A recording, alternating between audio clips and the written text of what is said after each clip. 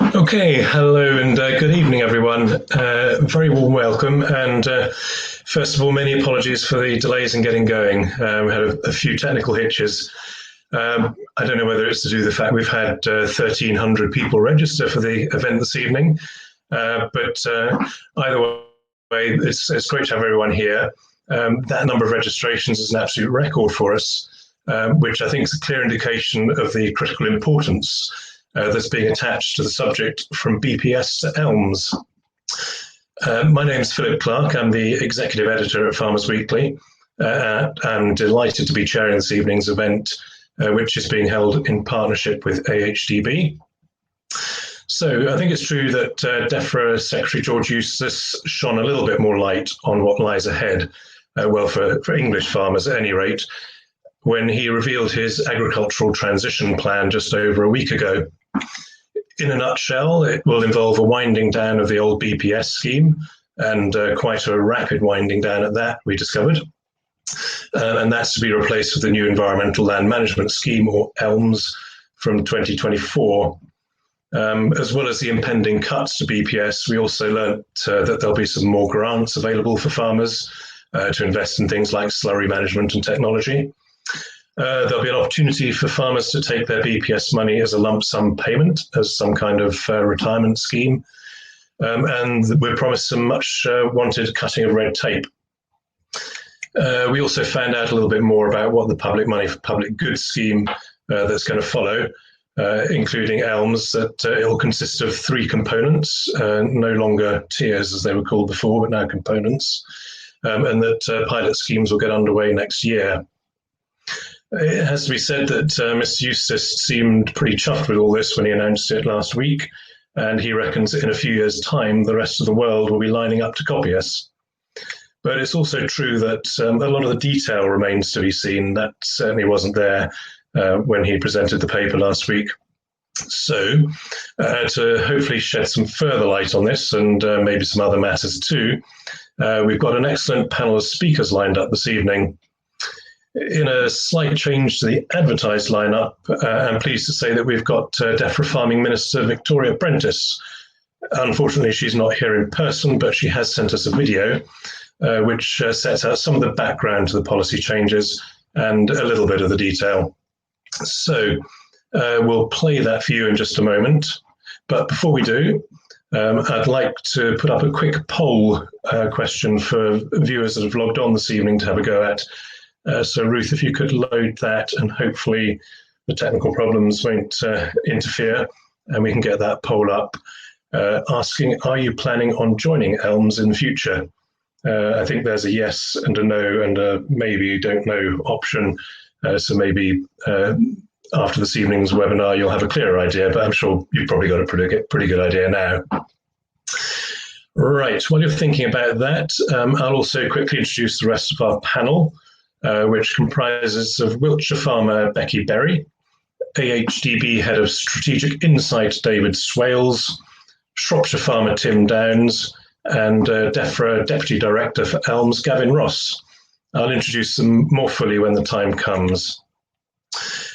Finally, before we hit play on Victoria Prentice's video, a quick reminder that you can submit questions as we go along using the box on your screens. I'm pleased to say we've had quite a number in already, but as they say, the more the merrier. I just ask that, as in a traditional, normal conference, that you keep your questions short and punchy and resist the temptation to write an essay.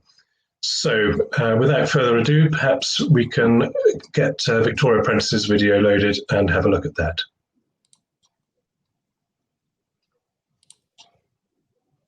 Hello, I'm Victoria Prentice, the Farming Minister. Thank you for inviting me to introduce this panel discussion on changes to farm support as we move from the basic payment system to our future farming schemes. I'm sorry we're doing it in this slightly clunky way on Zoom, but needs must. I really want to support farmers as they look after their land and their animals and grow their businesses. I also want to do all I can to make producing food more sustainable and increase biodiversity. Last week, we published our plans to achieve sustainable farming, setting out how we will incentivise farmers to improve the environment animal health and welfare, and reduce carbon emissions, farmers play a crucial role in our efforts to reach net zero, and we will make sure that our policies help all of us to make real progress in this. This will be the most significant change to farming in half a century. Change is obviously very unsettling, and the pandemic means that those anxieties will, for all of us, mean that we are more worried than usual. I would like to thank everybody for their resilience and their exceptional effort in getting food on the table of the nation this year. As we move from the old to the new, it's important that we do it together and do it in a gradual and sensible way. Our agricultural transition begins on the 1st of January.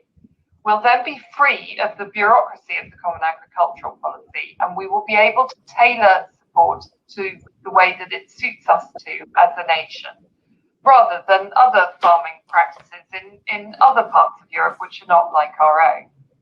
The changes will be small at first. In 2021, we will gradually begin to reduce direct payments for most farmers by 5%, and we will improve how existing schemes and regulations operate, i.e. we will get rid of as much red tape as we possibly can.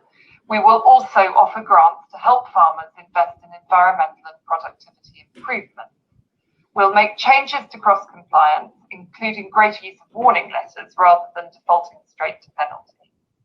During 2022 and 2023, we'll make funding available within the Legacy Countryside Stewardship Scheme.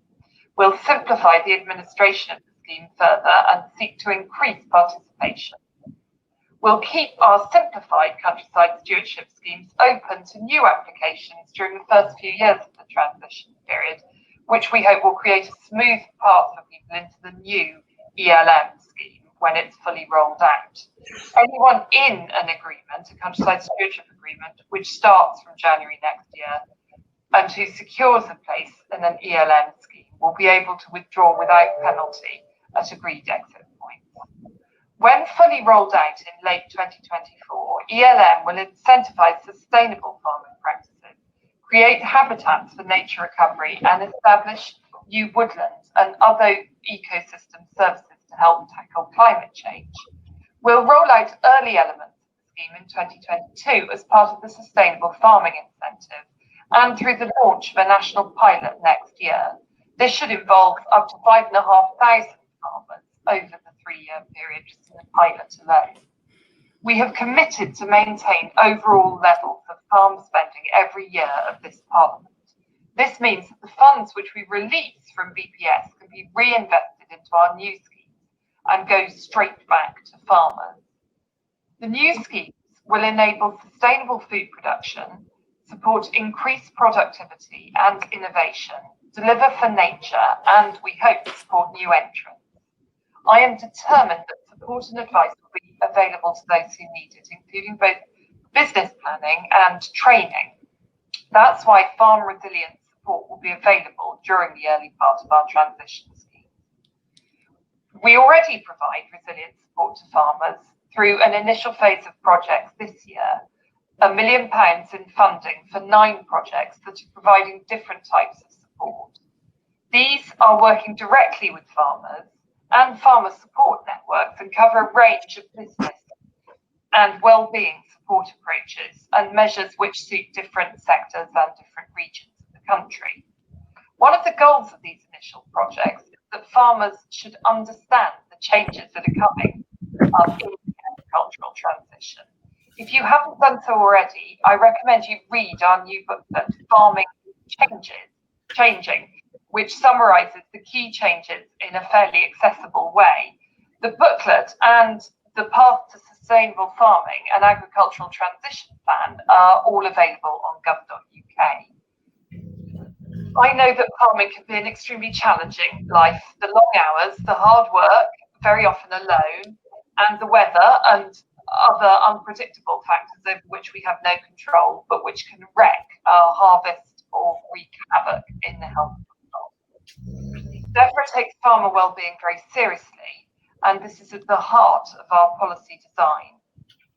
The resilient support that we've made available this year should help us to identify which particular sectors need further support, and we can then work out how best to provide that. I sincerely hope that the support that we offer will help farmers to become more productive, self-reliant and innovative as they adapt to the new farming systems. I look forward to working together with you in the coming years to make the path to sustainable farming a smooth one, to make our pioneering vision for farming and indeed our countryside a reality for future generations.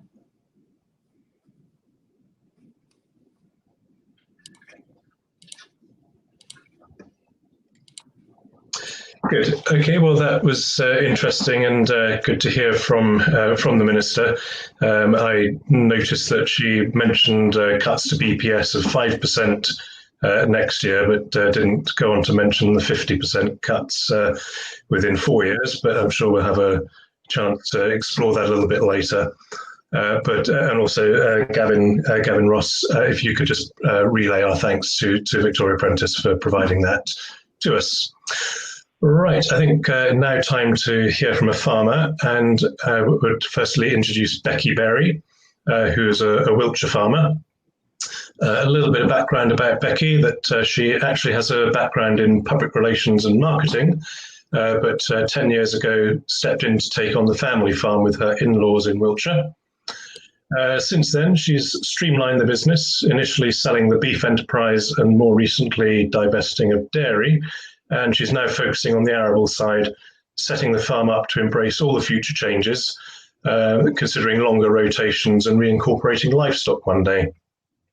Becky's also a great ambassador for farming, enjoying hosting school visits, and last year she was a finalist in the Farmers Weekly Awards. So please, Becky, give us your thoughts. Hi, good evening. As you've just heard, I'm both a tenant farmer for the National Trust and also a landowner. I'm farming a family farm, which is a third generation mixed farm of about 365 hectares, and until recently 170 milking cows. The farm is part of a larger estate and one of the largest blocks of farmland for the National Trust. As tenants, we basically cover all types of farming and systems across the estate and collectively shape the landscape around us. And although I'm very biased, I believe I'm fortunate to live in a very, very beautiful area with a rich network of biodiversity and habitats. Our farm has been part of the first countryside stewardship schemes and also HLS in latter years. And like many farmers, I do understand about getting the wider picture of creating diversity across the farm to support the production and improve that in years to come. My progress through farming has been hugely helped by neighbouring farmers and friends, but also by farmer discussion groups and networks such as the AHDB benchmarking. It's through all of these groups and discussions that I've been able to make some changes to the farm and have been supported with some big decisions that I will hope enable me to embrace the future challenges ahead. At home, I also have two teenage daughters. As anyone knows with children, they challenge everything you do and question why you're doing it. But also, like most youngsters, they're acutely aware of the environment and the world around them. When they hear headlines such as we've only got 40 harvests left and the coastlines in Britain will be underwater in a generation, they understandably start to get really anxious and ask why nothing is changing. Over the past year, there's been more discussions on environment, soils, farming practices and food production. And it's clear to all of us that we've got to make changes.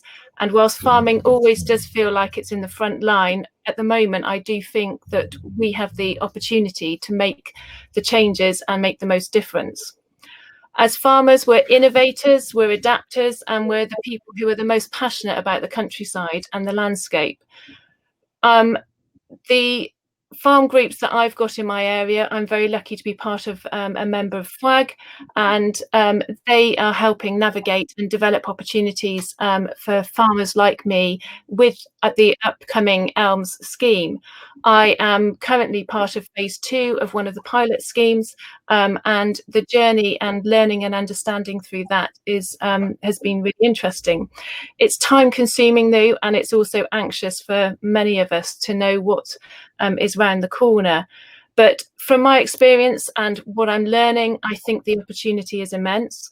And all the time that I've been farming, people have said that no one listens to us. At the moment, I think we are being listened to, but people are wary of engaging. Having read part 1 of the National Food Strategy and DEFRA's Sustainable Farming Incentive, they both make good reading. And ultimately, everything suggested in them does resonate with how most farmers I know think. But there are still many questions that are unanswered, and the structure of how that's going to form is what concerns us. At the centre of most communities, there is a farm and a farmer, because whatever happens in daily life in those communities, whether it's clearing snow, helping a local school, or looking at planting trees, that is all led by a farmer. And where family farms are involved, the history and the family connections reach far and wide, and the support and network is one that we all value. And finally, I think through some of these schemes and incentives that are being written up, it's being valued. And so for that, I'm really excited. Our farming businesses do need to adapt, but with a local food network, community initiatives and thinking, I think we can all take the step towards a much layered approach to farming.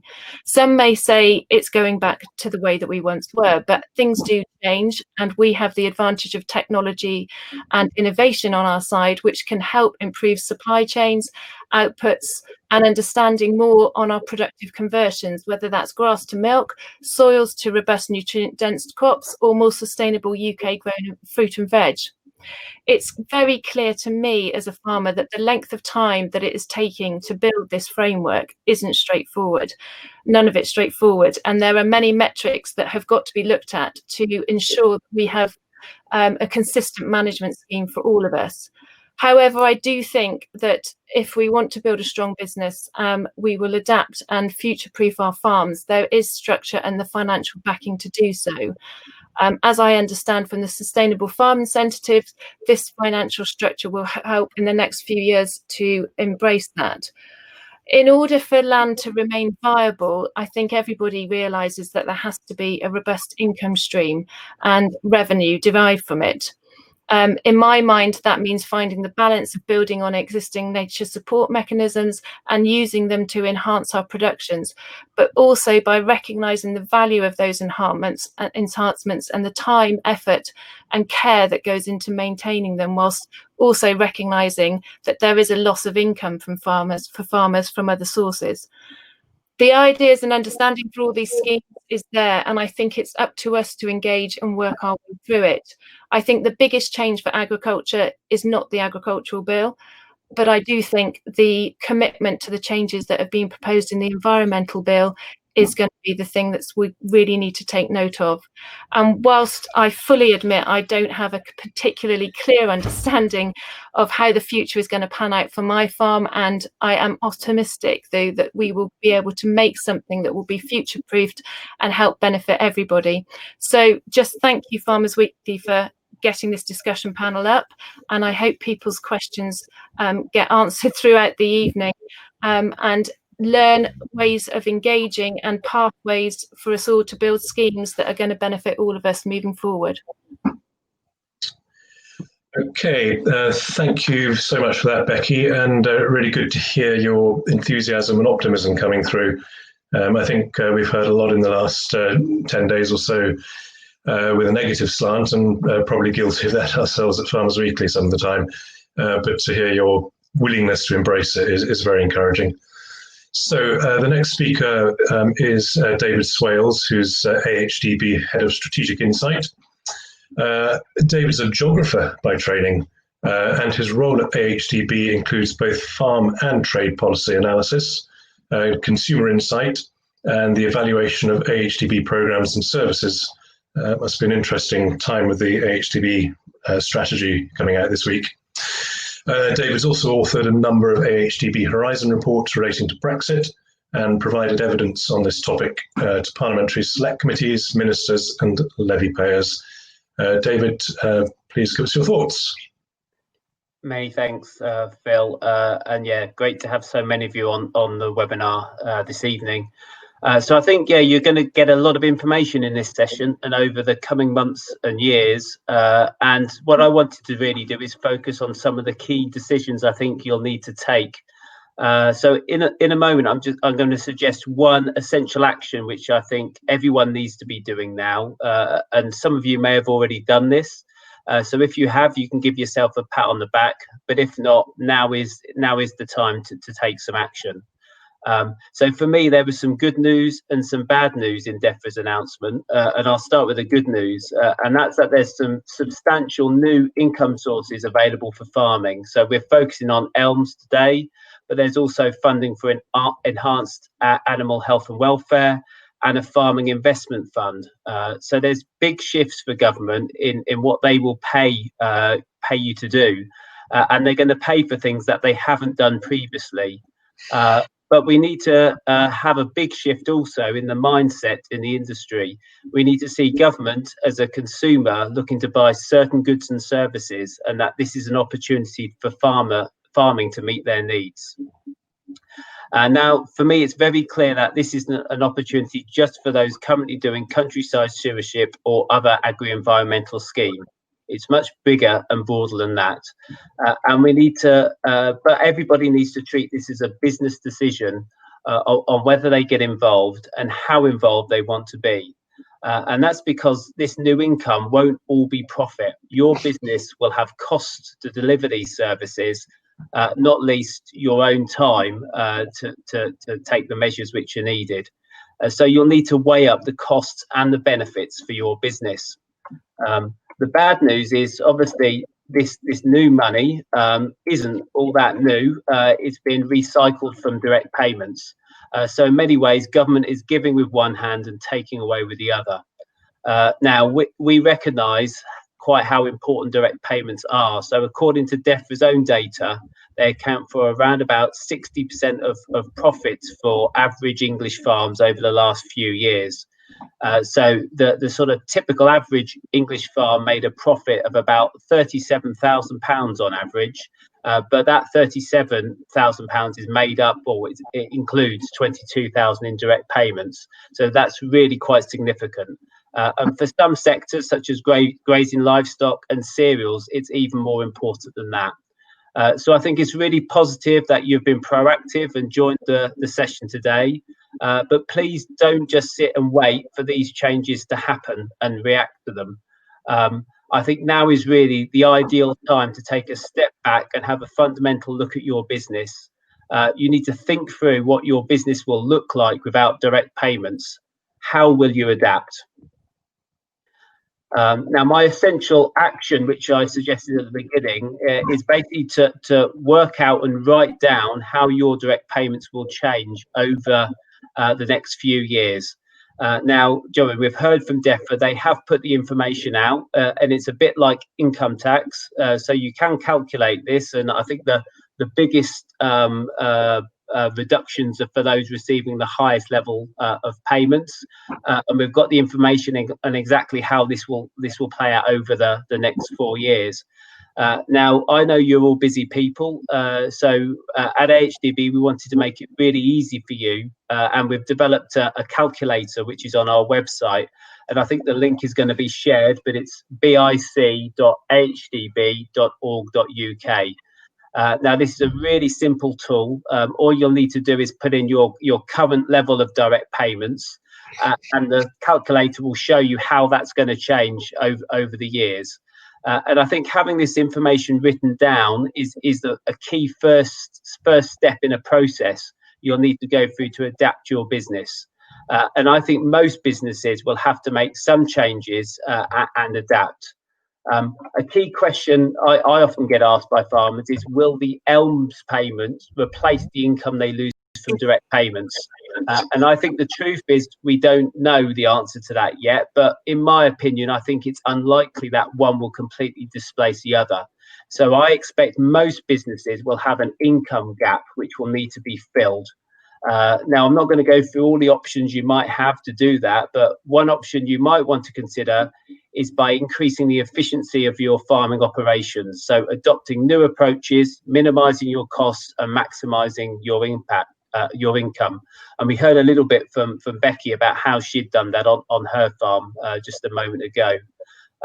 So in recent years at HDB, we've been doing lots of work on EU exit, and the evidence is really clear that the top 25% of farmers are able to weather pretty much every scenario which is thrown at them. But if you're not in those top 25%, there are steps you can take to move forward and to be better prepared. So whether it's helping you with your benchmarking, whether it's visiting strategic or monitor farms, or setting up key performance indicators, there's a number of ways which HDB may be able to help you. And that is a key aspect of our new strategy, as Philip mentioned earlier. So yeah, please do take the opportunity to take a step back. These are really big changes, but HDB are definitely here to help and support you with the challenges which lie ahead. Thank you. That's grand. Thanks very much indeed, David. And yeah, key advice there is don't sit on your laurels and wait for it to happen, but start getting involved now. We'll probably hear later that the DEFRA's really keen for farmers to come forward to take part in the pilots, and that's an opportunity to start trying to shape things rather than just waiting for things to happen. So now, yeah, if we could move on to Tim Downs, who's the second farmer on our panel. Tim farms in Shropshire with his wife Louise and parents John and Chris, where they run an organic dairy farm. He's a Treherne Nuffield Scholar and an RABDF committee member.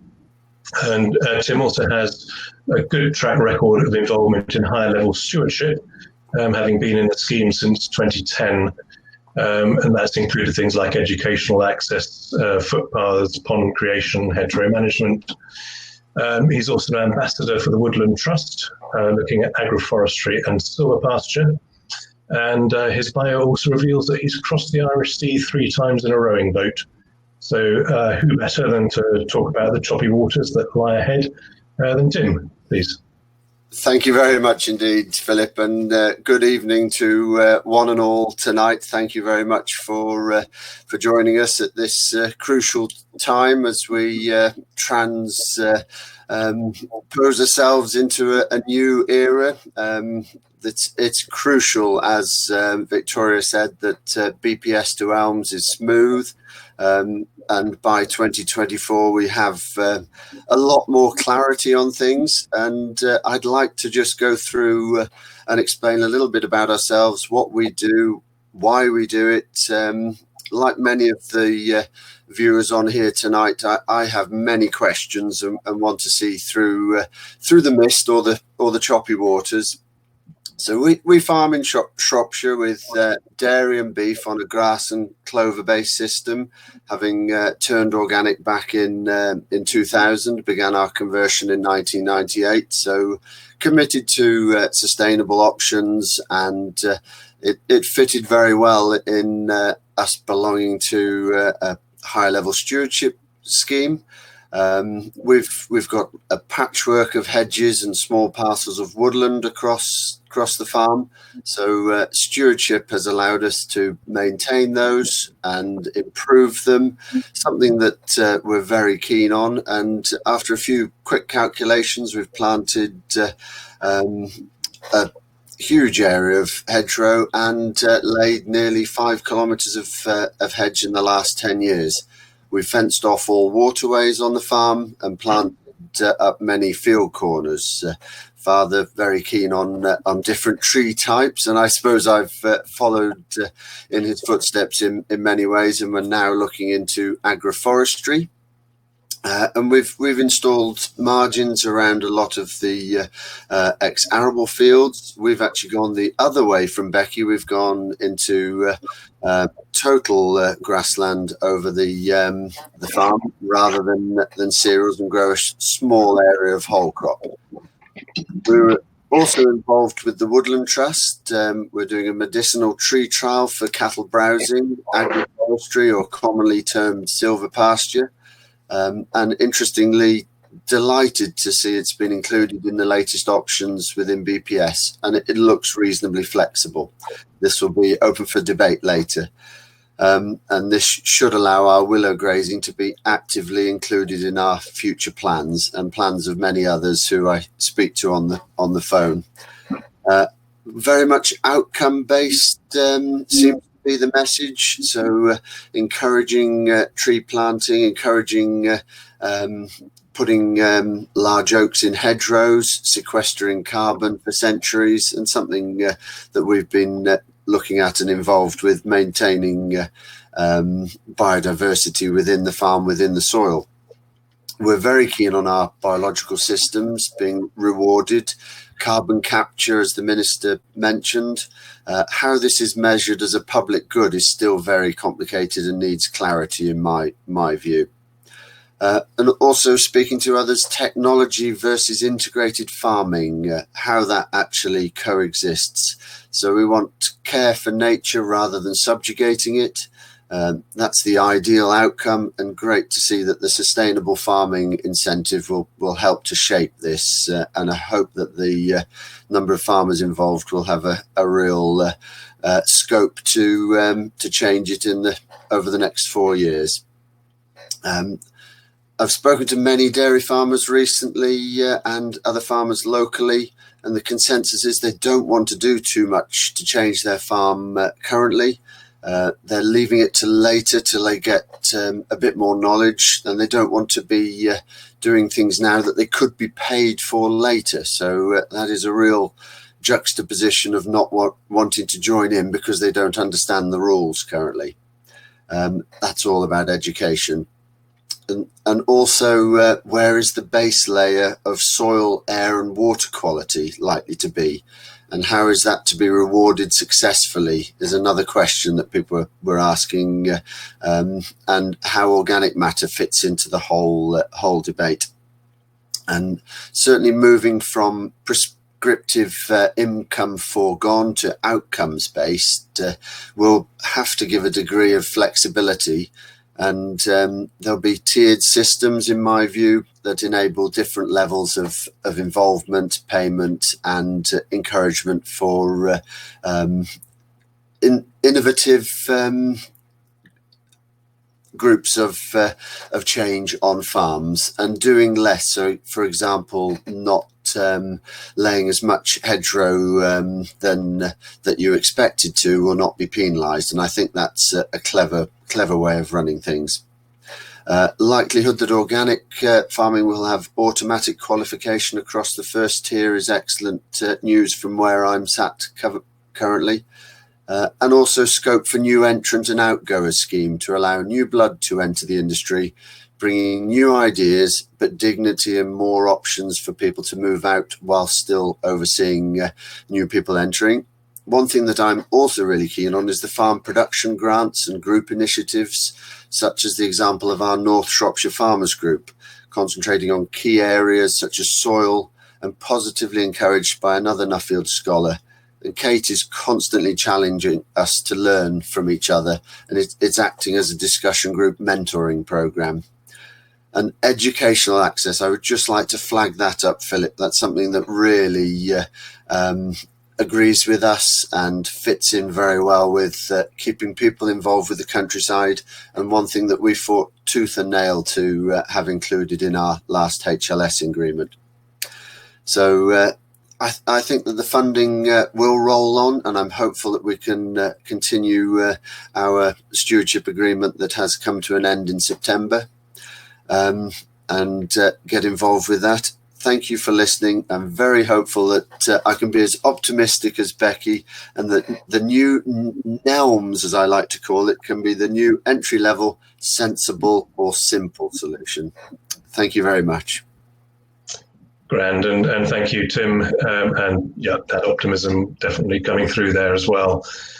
So time to move on to our final presenter of the evening, who's Gavin Ross, Deputy Director of Tests and Trials for Elms at DEFRA.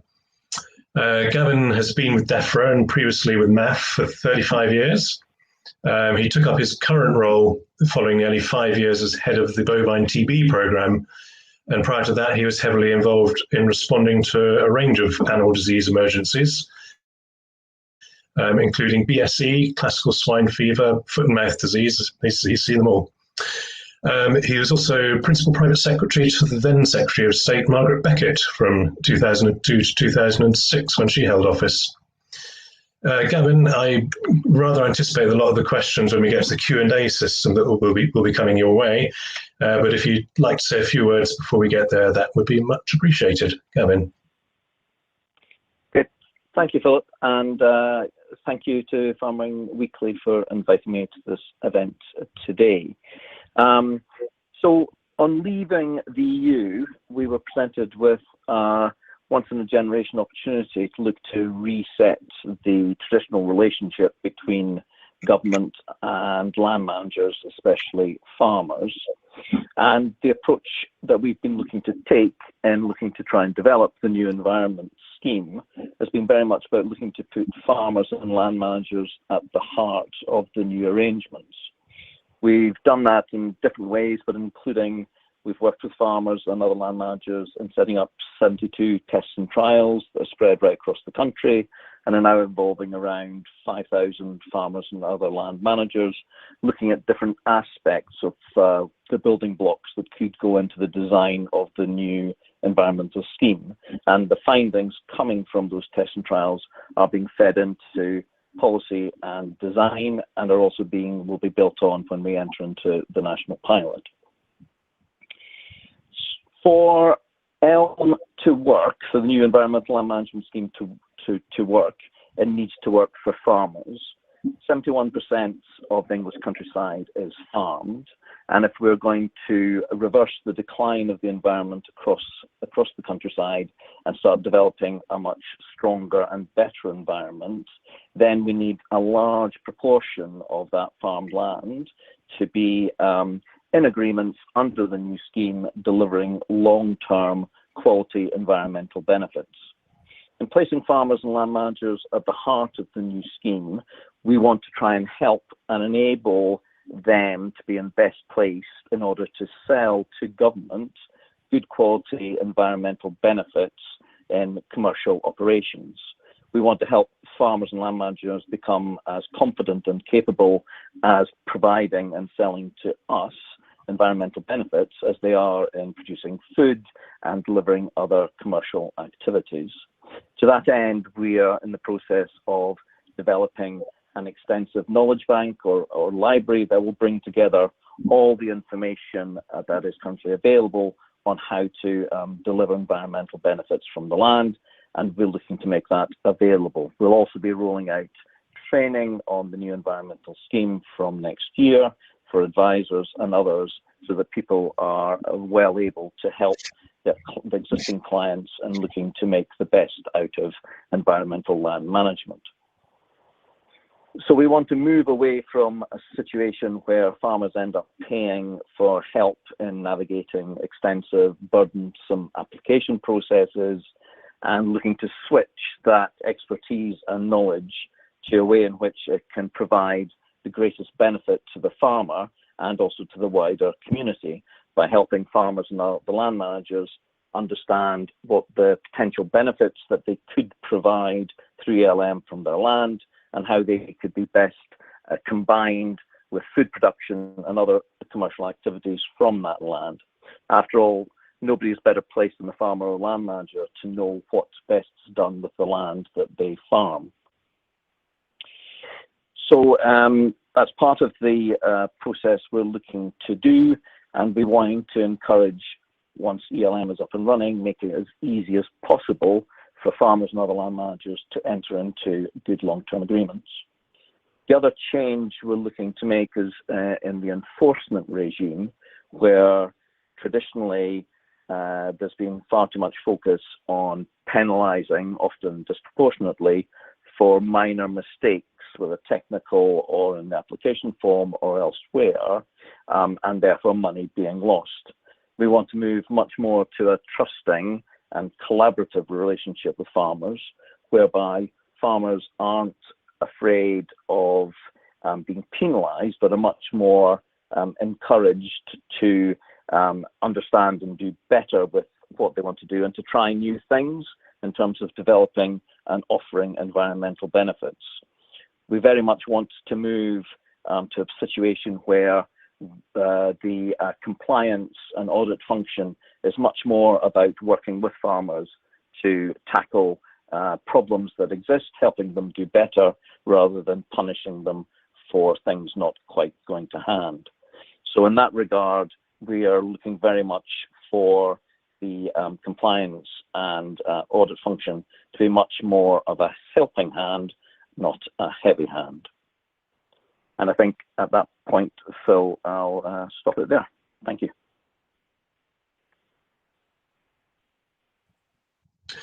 Okay, Gavin, thanks very much. Just remembering to turn my mute off again. So, yep, we're now ready to move into the Q&A section. But before we do that, if you recall, we put up a quick poll at the start of this. And the question was, are you planning on joining Elms in future? And looking at the results, I see that 63% say yes, definitely.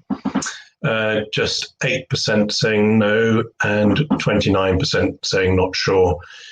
So yeah, encouraging there to see a good number of people actively considering it, but obviously clearly a lot of uncertainty as well. So people will wait and see more details before making that decision. We can also put up another poll, hopefully, which I'll ask Ruth to do. The question for that one was leading on really from the first poll, is do you think that Elm scheme payments will be enough to offset what is lost from BPS and keep your farm viable? Hopefully the technology will work in our favour. We can load that and come back to the answer soon. But also, I think I'll just take that as a question and put that to one or two people on the panel as well as to what you think about whether the Elm scheme will be enough to offset what is lost from BPS. Perhaps I can come to one of the farmers and Becky, if I don't mind me putting you on the spot there. What's your sort of feelings on this? I think what's been clear and has been conveyed to me from the things that I've been listening to is that Elms is not replacing BPS. So I think you have to think that beyond that, and I think as we were listening to David at the AHDB, having a look at your business and KPIs and thinking about the direction you're heading, incorporating some of these Elms, you should be looking at them as maybe an alternative income stream. There is no doubt that the loss of BPS is going to hit the farms, maybe in the upland areas and things, probably more directly, immediately, unless something else is undertaken. The sustainable farming incentive, I understand, will have some funding to help people maybe have recognition for the way that they're farming. And it's really more about looking at your business. So I'm not sure about people thinking that Elms is going to replace BPS funding, because I don't think it will. I think we've got to look beyond that and just re-look at our thinking. I don't know, Tim, whether you think the same or whether you're hoping it is going to be a like for like.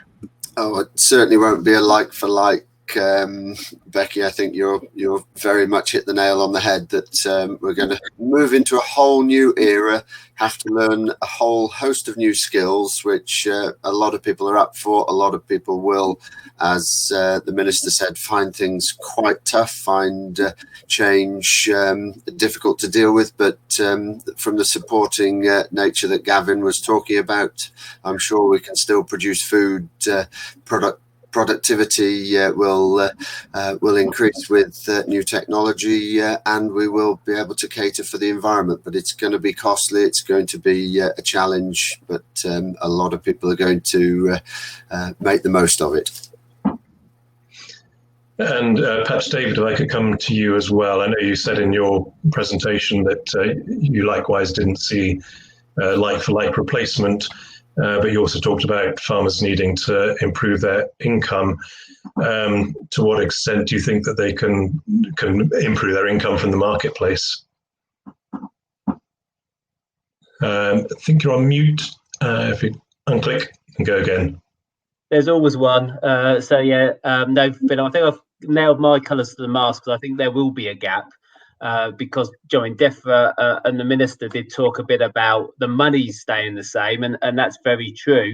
But there will be costs for farmers to draw down that money. These are services which the industry needs to deliver, so it's not going to be free for us to deliver those services. So that's the first thing we need to recognise. And also, I think farming will be competing with other land managers for some of this money. So, I think the total pot available for farming won't be exactly the same as it has been in the past. So certainly there may be opportunities out there. There's a lot of change coming with EU exit. So there may be opportunities for farmers to look at their business and maybe move into different areas or make tweaks. But I think lots of the work we found around the high performing farmers was around minimizing your costs and making sort of small efficiency gains. That's a key area which lots of farmers can maybe look at.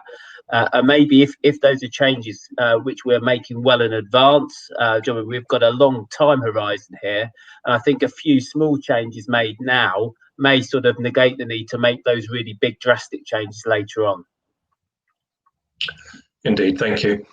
Okay, I'll take a question which actually came in before we started. It's from a Merrill C, whoever Merrill C might be, who asks, will the smallholder, crofter, small farmer, be shoved aside in the future agricultural support schemes? So it's really a question, is farm size going to be that relevant in terms of getting into agri-environment schemes and the other areas where government help may still be available? Can I come back to you on that actually, Tim, as someone who's been involved? Is it something for the large farmer, or is it something anyone can get involved in? I think it'll be open to all, undoubtedly, but it'll be a time-consuming process to make sure you've got the right application. My concern is that it will require an awful lot of extra consultancy to make sure that you've got the best fit plan and scheme to suit your farm, in particular to maximise your chances of getting a group of options that will fit you, that you can farm within. But I do like the flexibility that Gavin was talking about, an ability to cherry pick different options that will allow you to improve your sustainability long term. Okay, and Becky, likewise, I mean, we often hear that it's the larger estates with the professional managers that are the ones that have taken advantage of existing schemes. Is there a danger that small farmers might be sort of sidelined a bit in the future policy? Personally, I think actually that some of the people that I've been listening to who are sort of forming some of the Elms schemes are looking at ways of rewarding the smaller farmers more. I mean, I think they're certainly with Henry Dimbleby's national food strategy. There's a lot of talk about community and sustainability of food being from local food networks. Yesterday there was the Sustain conference, and there was certainly a lot of chat about 40-mile networks, food networks there, and that can be done by smaller community-led farms. And again, when we're talking about getting new entrants into farming, it's a very difficult thing to expect somebody new to come in to be managing a massive great farm. So I do believe that there will be incentives on opportunities for people to come in at that sort of base level and look at some sort of smaller farm structure. And I think that's the other thing that we sort of all need to be looking at is, have we got an opportunity to try and engage people into the industry and give them the opportunity to give them a step up on the ladder, and maybe help create those food networks that we all want. And to if we were looking at supply chain networks and things and improving those, then some of that has got to come from sort of smaller producers, because it can't all come from big producers with bigger costs. Okay, thank you. Right. I might take a couple of more technical questions which have come in and direct them to Gavin. There's one here which says, will all farmers, including those with countryside stewardship and/or ES schemes, be eligible to access Component 1, the Sustainable Farming Incentive, from 2022 onwards, i.e. when SFI kicks in 2022? How will that affect those that are in existing schemes? Can they transfer straight away? So the Sustainable Farming Incentive 22 will be available to people in existing countryside stewardship schemes.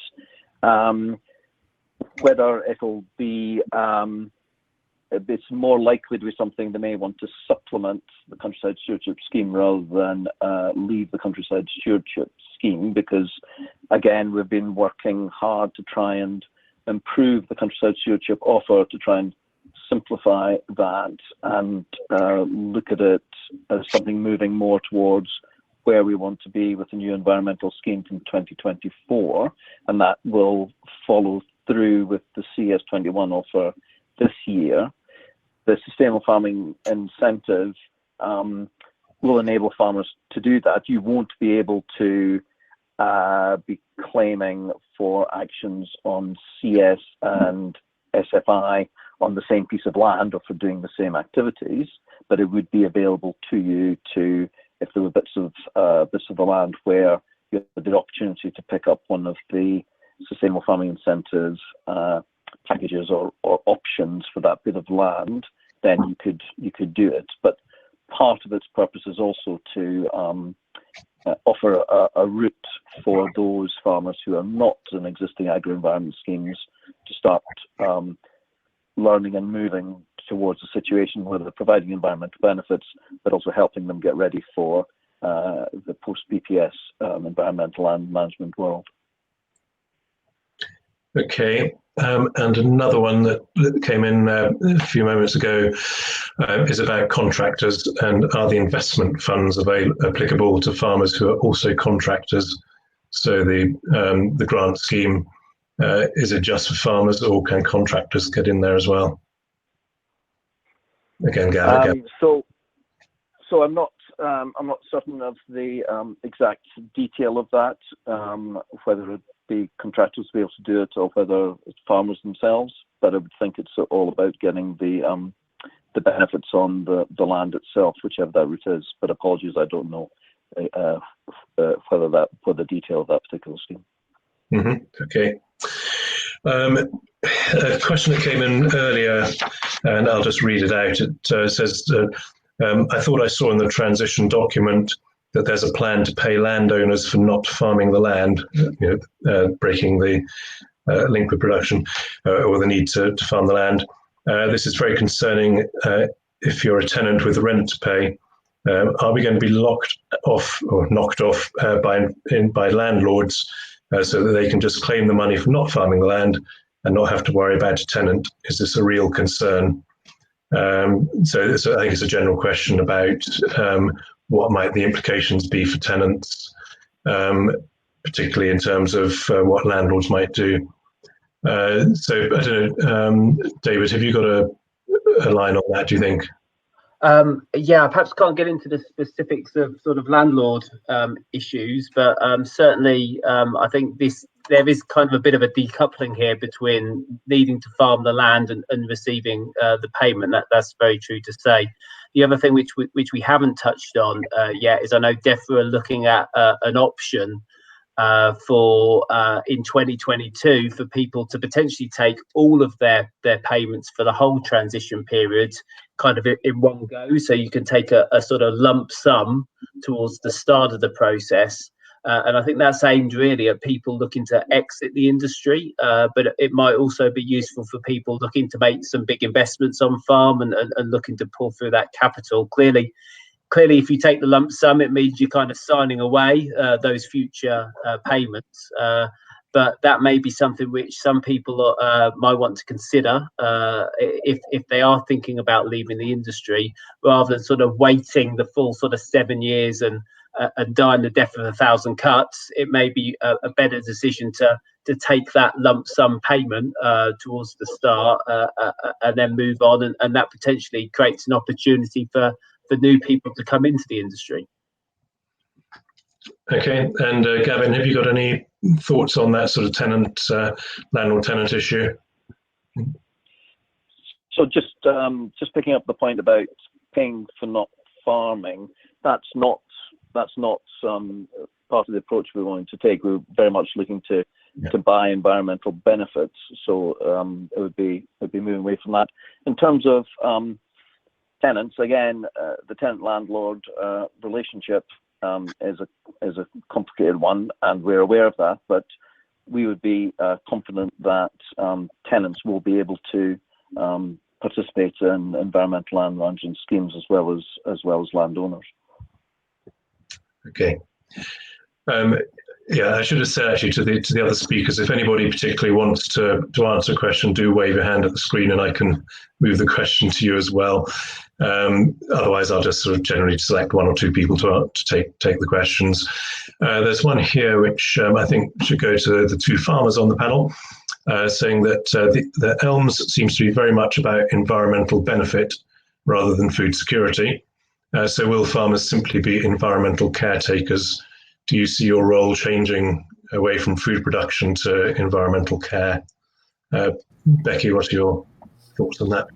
I think there's going to be a balance. I think we've got a lot of changes coming up, and I think once we've gone through Brexit will be one thing. Our trade will hopefully be clearer in the new year as to how that is all going to pan out.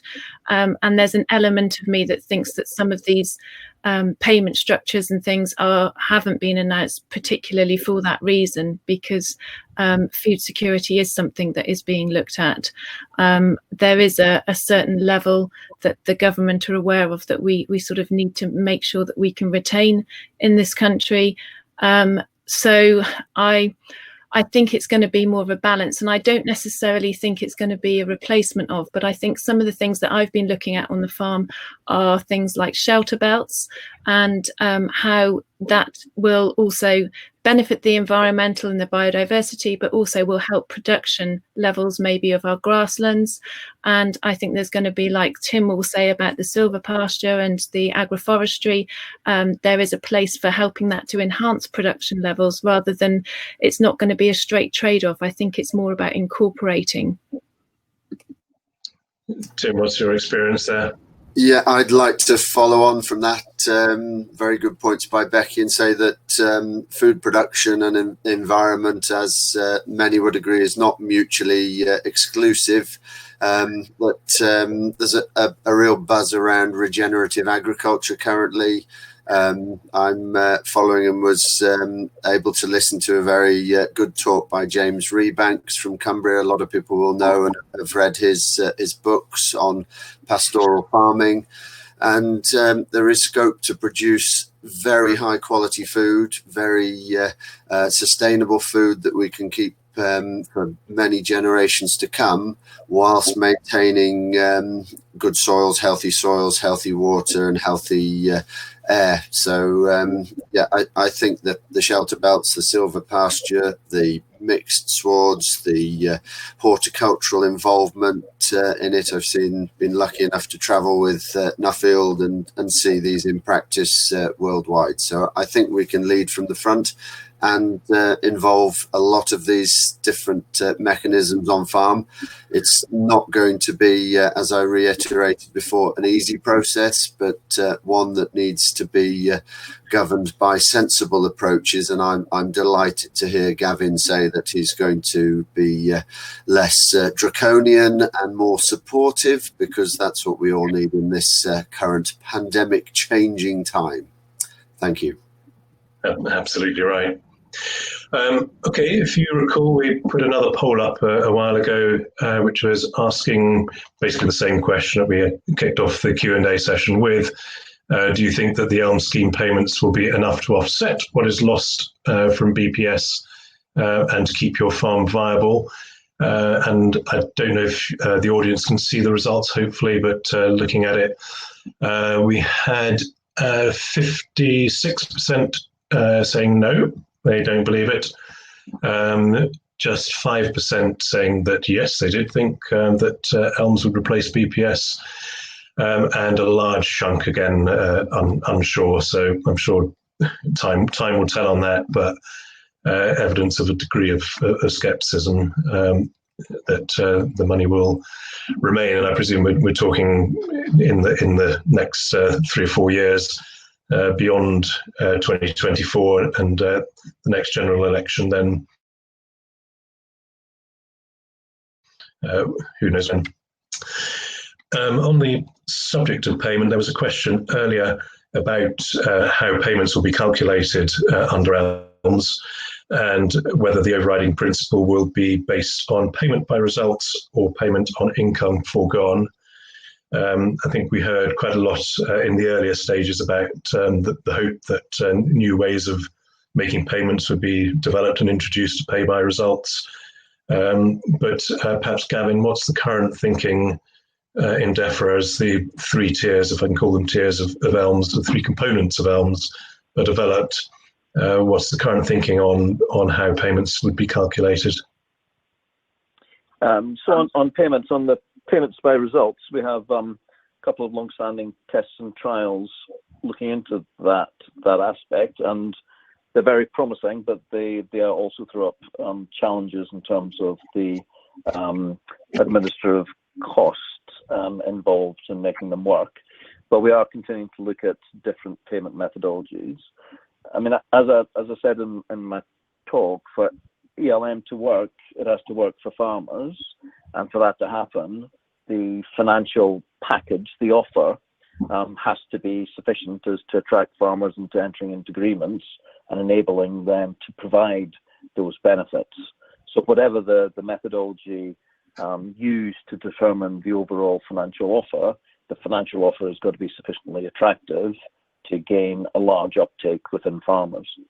For the start of the national pilot, the payment methodology is likely to be one that's still drawn on the existing income foregone and costs, but updated and with other aspects to it to meet the criteria I just mentioned about it needing to be an attractive offer.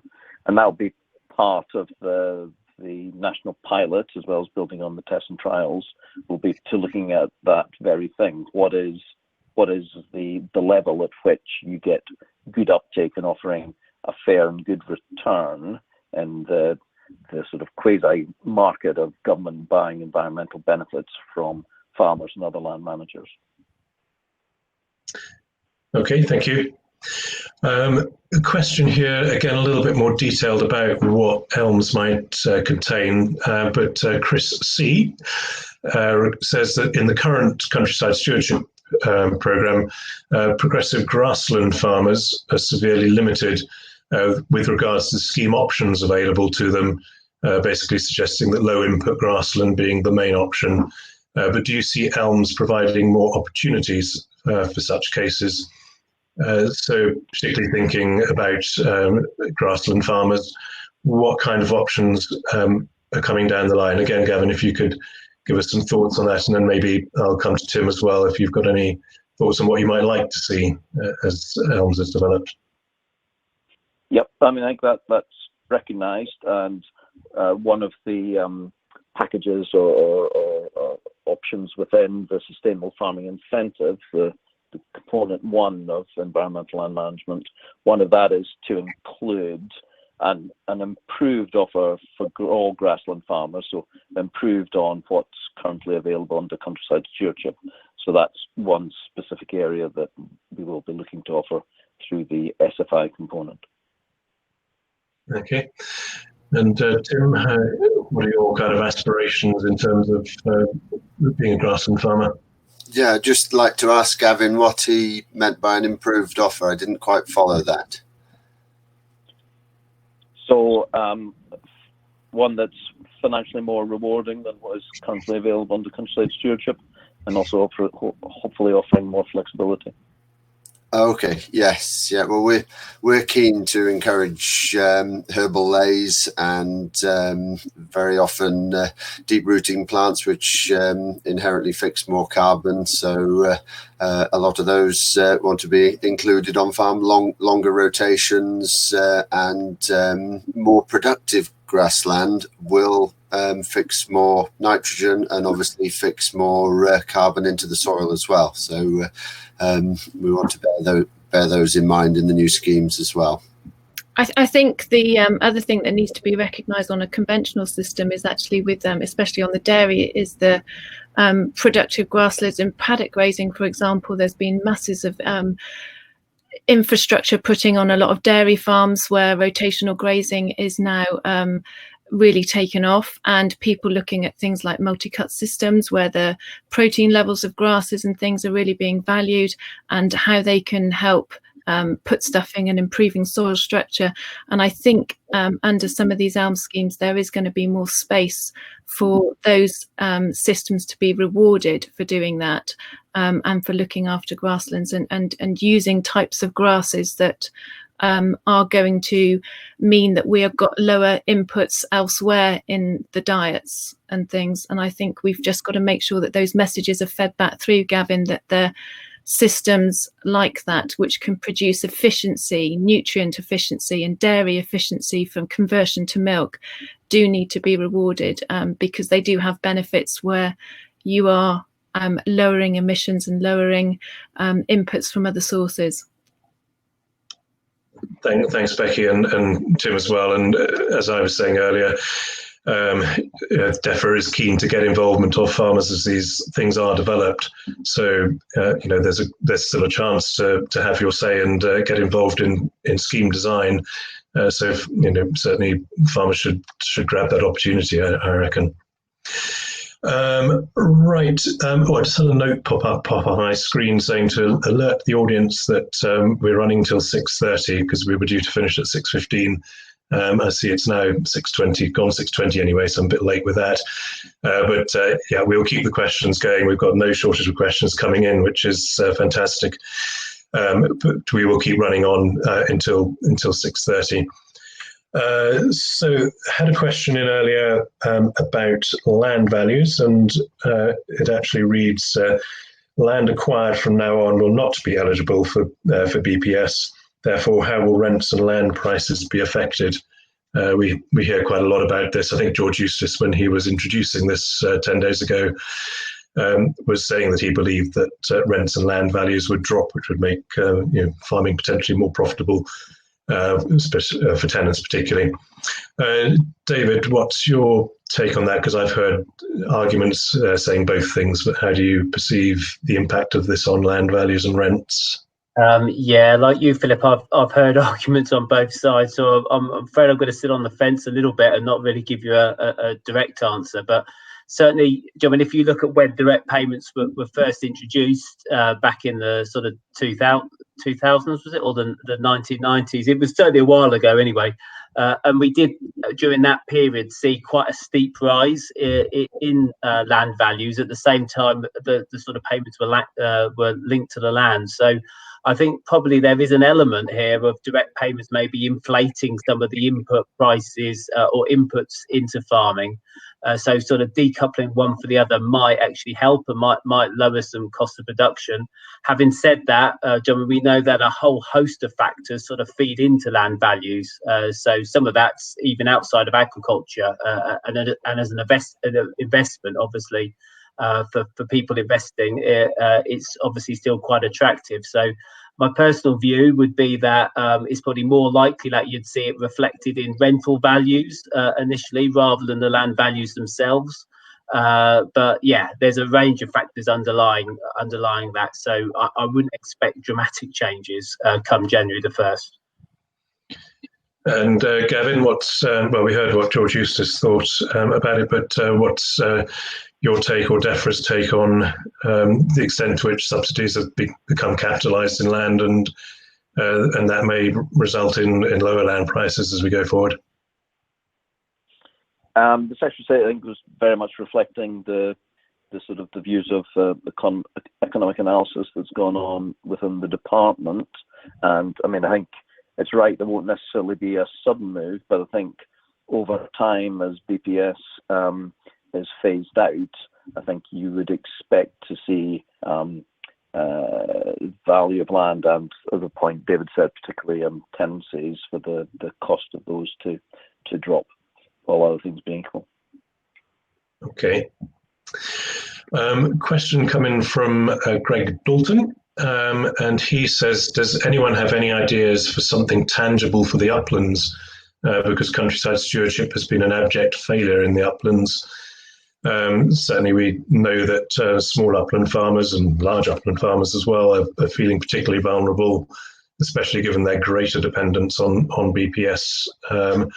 But what's the current thinking, again, Gavin, in DEFRA on how these schemes should be tailored or make special provision for upland farmers?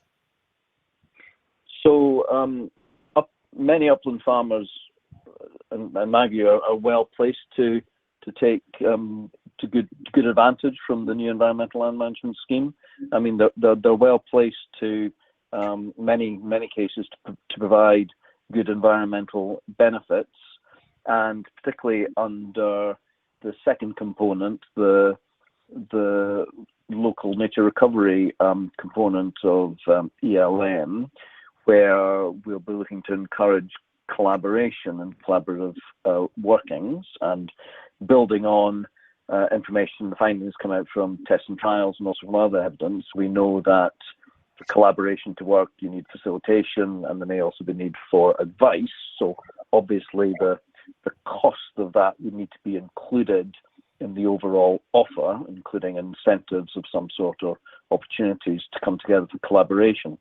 And if you're in an upland area, it is likely that a lot of the features and the opportunities that you have will be shared by some of your neighbours, and the environmental benefits that can accrue from people clubbing together and following similar management practices, offering similar environmental measures, can have a exponential benefit. So whether that's wildlife corridors or nature recovery networks or other measures, whether it's in relation to woods or trees or areas of that sort, or in terms of flood mitigation or water quality, all of those offer opportunities for groups of farmers neighbouring land to come together on the overall piece.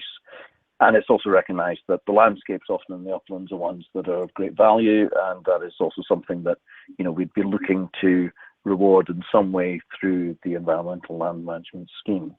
So I think there are good opportunities there. We just need to make sure that the price, the financial offer that we make, is one that does make it viable and attractive to upland farmers. Okay, that's grand. Thanks very much indeed. Well, I'm afraid that time seems to be racing away from us, as is always the case on these things.